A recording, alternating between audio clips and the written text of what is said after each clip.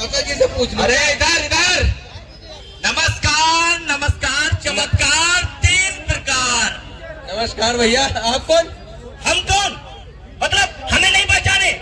अरे हम इस क्षेत्र के प्रत्याशी हैं, बहुत कर्मा जुझारू मेहनती प्रत्याशी हैं। आपके चाचा तो आते जाते रहते थे। पता नहीं, मेरा कोई चाचा नहीं है, लेकिन मैं आपको नहीं जानता हूँ। अरे सुनो इधर आओ, हमें नहीं जानते हो कोई बात नहीं, लेकिन आप पहचान लो हमें। हम प्रत्याशी हैं, वोटों में खड़े हुए हैं, और सुनो वोट हमें देना, उसके बदले। भाई साहब सुनो, वोट इनको क्या दे रहा, हमें वोट दो भैया। आपको बिजली पानी जितनी आप मेरा वोट है, तुम डालो भाई।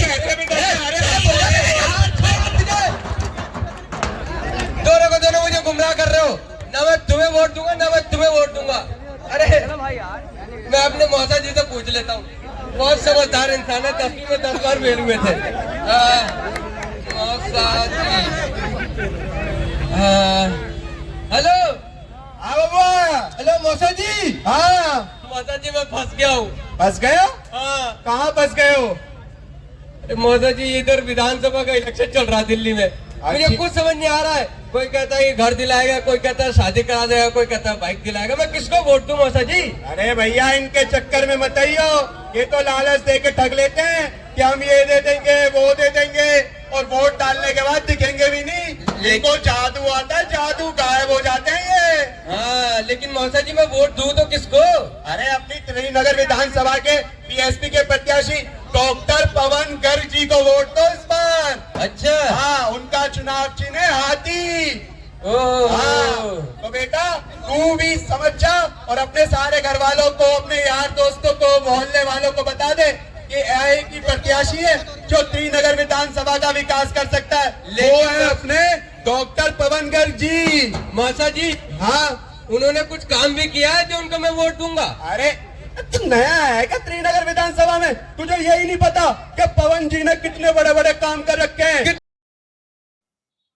साथियों जय भीम, नमस्कार। मेरा नाम है युवराज, आपका मेरे इस यूट्यूब चैनल पे आपका बहुत बहुत स्वागत है। साथियों आपने ये जो नुक्कड़ नाटक देखा, आपने देख लिया होगा कि बहुजन समाज पार्टी की तैयारी किस हिसाब से वहाँ पर चल रही। लेकिन कहीं ना कहीं मेन स्ट्रीम मीडिया में आपको सिर्फ और सिर्फ यही दिखाया जा रहा है कि भारतीय जनता पार्टी और आम आदमी पार्टी के बीच में ही लड़ाई, ये नैरेटिव सेट किया जा रहा है, और बहुजन समाज पार्टी को बिल्कुल भी नहीं दिखाया जा रहा है।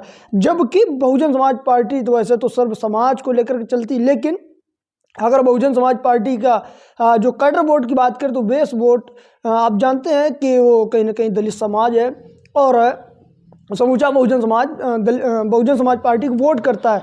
और अगर देखा जाए तो बहुजन समाज पार्टी का जो कैडर वोट है वो दिल्ली के अंदर, जो दिल्ली में 70 विधानसभा की सीटें हैं, वहाँ पर कैडर वोट के लिए यानी कि आरक्षित सीटें की बात करें तो वहाँ पर 12 विधानसभा की सीटें आरक्षित है। लेकिन करीब करीब 70 में से 29-30 सीटें ऐसी हैं जहां पर दलित समाज के लोग बहुत ज़्यादा संख्या में रहते हैं, और वो लोग कहीं ना कहीं हार जीत का फैसला तय करते हैं और हार जीत में बड़ी भूमिका निभाते हैं, और उनकी एक सक्रिय भूमिका भी अहम भूमिका मानी जाती है। तो ऐसे में बहुजन समाज पार्टी का इस तरह से चुनाव प्रचार प्रसार में उतरना, इस प्रकार से सक्रिय होना, बहुजन समाज पार्टी की रणनीति देख करके कहीं ना कहीं विरोधी दलों की नींदें जरूर हराम हुई हुई। क्योंकि आप देख रहे थे कि कल ही के दिन जब 26 जनवरी को पूरा देश गणतंत्र दिवस मना रहा था, उसके बाद शाम को जब आकाश आनंद की वहाँ पर चुनावी जनसभा हुई, चुनावी जनसभा से पहले वहाँ पर नुक्कड़ नाटक का आयोजन किया गया, जो मैंने वीडियो आपको चला करके दिखाया, तो उस वीडियो में आप साफ साफ देख सकते हैं। तो उसके बाद जब आकाश आनंद जी आए, उनकी एंट्री हुई, और उसके बाद उन्होंने जब उसमें त्रिनगर विधानसभा में संबोधित किया, उस संबोधन के दौरान आकाश आनंद जी ने तमाम बड़ी बातें कही। यहाँ तक कि उन्होंने कह डाला कि आपको जो 200 यूनिट बिजली फ्री मिल रही है, उस बिजली के एवज में उसकी भरपाई के लिए आप कहीं ना कहीं आपके बच्चों का भविष्य से खिलवाड़ किया जा रहा है, बच्चों के भविष्य से आप समझौता नहीं कर सकते। ऐसी तमाम बातें उन्होंने कही। लेकिन आप फोटो के माध्यम से देख सकते हैं कि आकाश आनंद की रैली में कितनी भीड़ थी, कितने लोग उनको सुनने आए थे। आप इस फोटो से अंदाज़ा लगा सकते हैं, क्योंकि बहुजन समाज पार्टी भी वहाँ पर सक्रियता से चुनाव लड़ रही है, और बहुजन समाज पार्टी के लिए दिल्ली में खोने के लिए तो कुछ नहीं, लेकिन पाने के लिए बहुत कुछ है। और दिल्ली में बहुजन समाज पार्टी के लिए एक उपजाऊ ज़मीन भी है, क्योंकि आपने देखा जब 2008 में जब बहुजन समाज पार्टी की सरकार उत्तर प्रदेश में थी 2007 से 2012 के बीच में, जब 2008 में दिल्ली में विधानसभा चुनाव हुआ तो बहुजन समाज पार्टी को वहाँ पर 14% तक वोट मिला था और 2 विधानसभा सीटों पर उन्होंने जीत हासिल की थी। तो कहने का मतलब साफ है कि बहुजन समाज पार्टी के लिए वो उपजाऊ जमीन है और दिल्ली और ये उत्तर प्रदेश का सटा हुआ इलाका है, वो बॉर्डर है एक तरीके से आप समझ सकते हैं। तो उसी चीज़ का फ़ायदा कहीं ना कहीं बहुजन समाज पार्टी को भी मिल सकता है। और दूसरी बात यह है कि बहुजन समाज पार्टी ने जो कैंडिडेट दिए हैं बहुत ही अच्छे कैंडिडेट दिए हैं और जिताऊ कैंडिडेट की लिस्ट ही कही थी, वही पैनल पूरा उतरा है।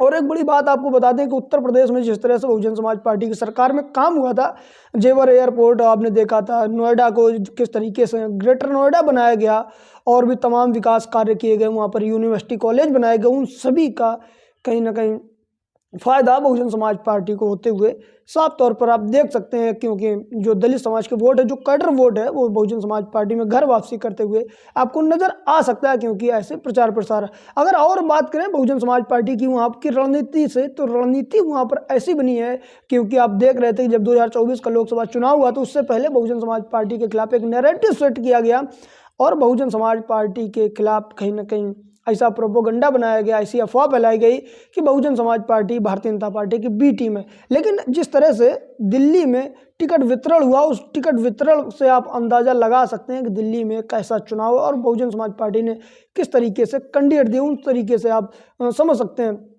क्योंकि आप देख सकते हैं कि दिल्ली में आरक्षित जो विधानसभा सीटें हैं तो वहाँ पर सबने दलित प्रत्याशी बनाए हैं, लेकिन पुरानी दिल्ली की जो अनारक्षित सीट जो आरक्षित नहीं है वो मुस्लिम बाहुल मटिया महल और बल्ली महाराज सीट पर बहुजन समाज भारतीय जनता पार्टी ने दलित कैंडिडेट दिए हैं मुस्लिम बाहुल सीटों पर, यानी कि भारतीय जनता पार्टी ने दलित समाज पर भरोसा जताया, दलितों को कैंडिडेट बनाया है।